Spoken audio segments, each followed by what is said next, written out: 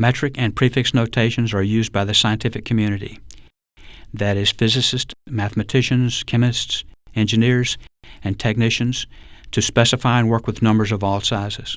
Very large and very small numbers can readily and accurately be represented by the scientific and prefix notation. Many calculators are designed to accept and perform calculations using this terminology.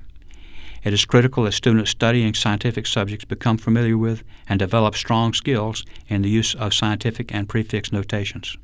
The powers of 10 and scientific notation. It is often used in electronics to express very large numbers and very small numbers.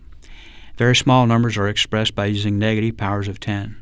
For example, 3.2 times 10 to the minus 8 is a scientific notation for the number 0.0000000032. Here, 10 to the minus 8 power means move the decimal place in 3.2 8 places to the left. This is obviously an awkward and error-prone method of expressing numbers.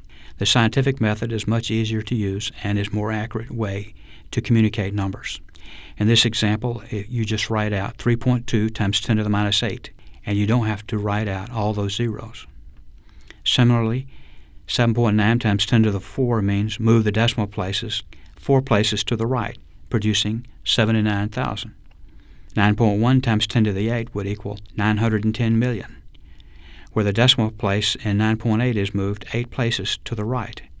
And 7.9 times 10 to the minus 4 equals 0.00079, where the decimal place in 7.9 is moved 4 places to the left.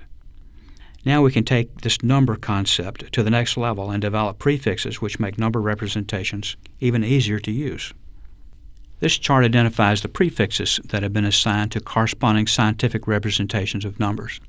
When you use a prefix, you don't need to use the scientific representation for the number, making it easier to talk to others about measurements you have made or things that you have learned. Prefix numbers are easier to type and to write out as well. Note that the prefixes in red are common terms used most often in the engineering community. You should know these and what they represent, and you should be able to make unit conversions and do calculations using these prefixes. For example, lowercase m is the prefix for milli and represents 10 to the minus 3 in scientific nomenclature. To convert a number from milliamps to amps, simply replace m with 10 to the minus 3 in your number. In this case, we just made a conversion to base units, which is amps. Many scientific equations are only correct when the base units are used in the calculation. For example, the base units in Ohm's law are volts, amps, and ohms. In many cases, you may be working with a current in microamps and resistance in megohms.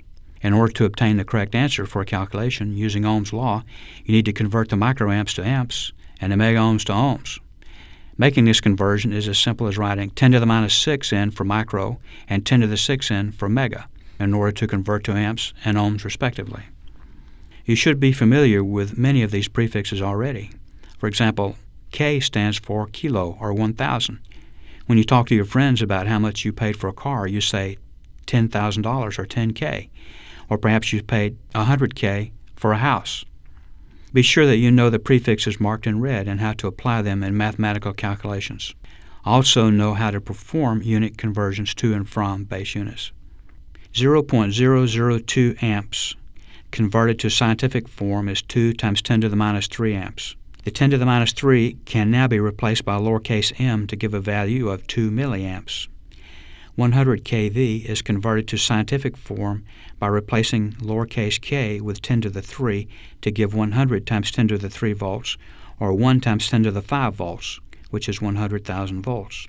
100 microseconds is converted to the scientific form 100 times 10 to the minus 6s by replacing micro with 10 to the minus 6. In scientific form, the equation reduces to 1 times 10 to the minus 4 seconds, which equals 0.0001 seconds.